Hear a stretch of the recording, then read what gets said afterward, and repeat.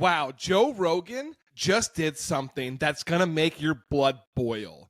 Joe Rogan was talking about a new song that is being banned everywhere except one place. And don't mistake this as a joke. This song is everything that is wrong with Trump and his entire administration. Joe Rogan's first reaction to the song? Not shocked, not rejected. It's kind of catchy. The man has no sense of responsibility or the common sense to know that his voice holds weight. Or maybe he does, and he just doesn't care. But we'll get into that in just a moment. First, let's see what Sleepy Trump is up to today. So let's talk about some truth, okay? Not just about Rogan, but about Trump's economic reality. Right now, Trump is in the UAE talking about how prices in America are dropping by 90%. And I'm not joking, 90%. Change jobs, because to me, the most important jobs, I want jobs. And we have costs are way down. Groceries, they have a term, grocery. It's an old term, but it means basically what you're buying in food. It's a pretty accurate term, but it's an old-fashioned sound. But groceries are down, costs are down, eggs are down. They were, first week they were hitting me with eggs were up 200%, and now they're down to a number that is amazing. We're down 97, 98% from where they were. And everybody, they said, you won't have eggs for Easter. Well, we had everybody had eggs for Easter at a very reasonable price. At the White House, we had our little Easter egg roll, and we had hundreds of thousands of eggs purchased. They said, you have to go out and buy plastic eggs. That didn't work out. It's an interesting claim, because here's what the Walmart CEO said today. Some of the breaking news coming in. Walmart, the world's largest retailer, is issuing a new warning today, warning the company will have to raise prices due to President Trump's tariffs. The company's CEO, Doug McMillon, is expected to tell analysts this on an earnings call today. I'll read you a quote as they sent out excerpts ahead of time. We will do our best to keep our prices as low as possible, but given the magnitude of the tariffs, even at the reduced levels announced this week, we aren't able to absorb all the pressure given the reality of narrow retail margins. Walmart said the prices will begin to go up later this month, and the hikes could put the company also in an uncomfortable position, if you will, with the Trump administration. Remember last month, the White House publicly shamed Jeff Bezos and also threatened Mattel's CEO with 100% tariffs after they said tariffs would lead to higher prices.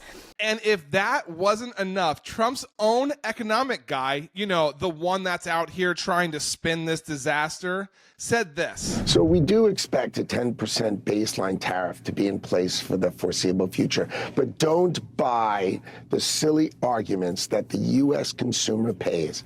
I just don't understand how people are this stupid. Is our education system in America that bad?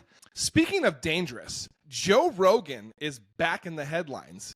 One of the biggest voices in the world just said a song about Hitler and the death of Jews is kind of catchy. Speaking of the Jews, have you seen Kanye's new song? Bro. What? Here's the thing. What? My First of all, kind of catchy. Well, that's the problem with it. That's the problem. It's like there's a benefit to just letting people talk. Like, let people say whatever the they want to say, even if it sucks. This is the benefit of Twitter. But this is also the bad part. It's like song has so many millions of hits on Twitter. It's been banned from every platform. Yeah. But is it good to ban things from platforms, or is it better to let it be out there and let people talk about it? Because if you ban it, then people want to hear it more. That's true. And then it becomes more popular, and then it kind of supports what he says, which is that there's this concerted effort, if you talk about Jewish people, that they're going to remove you from everything, remove you from banking, which is what he's saying. They run everything. Mm-hmm. So if they didn't, like if it was just you were talking about Puerto Ricans, look what happened to Tony. Nothing. Yeah. He's doing great. Yeah. You know what I mean? Like if there's certain people. Joe Rogan, a guy with millions of followers, massive influence, and one of the bigger reasons Trump was elected, he's a guy people will blindly trust and follow. And his first reaction to Kanye's new track, you know, the one that praises Hitler, it's kind of catchy. And that's not good when there's millions of people watching. This isn't just a bad take. It's not just edgy. It's dangerous. When you call something catchy, you make it memorable, you make it shareable, and you make it stick. And when something like that sticks, it can have negative consequences. Joe Rogan does say he doesn't support hate, but Joe Rogan also has said that he would never help Trump, that he would never vote Republican, that he would never vote against human rights or vote for racism.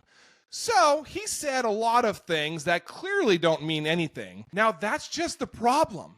It's a pattern in America right now. It tells people that taboo isn't taboo anymore, that nothing's off limits.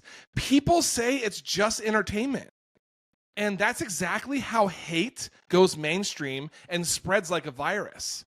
But anyway, it was so great sharing a piece of the news with you guys today. You guys can find me on my Instagram 24/7. Come by and say hello. Until next time, have a great day.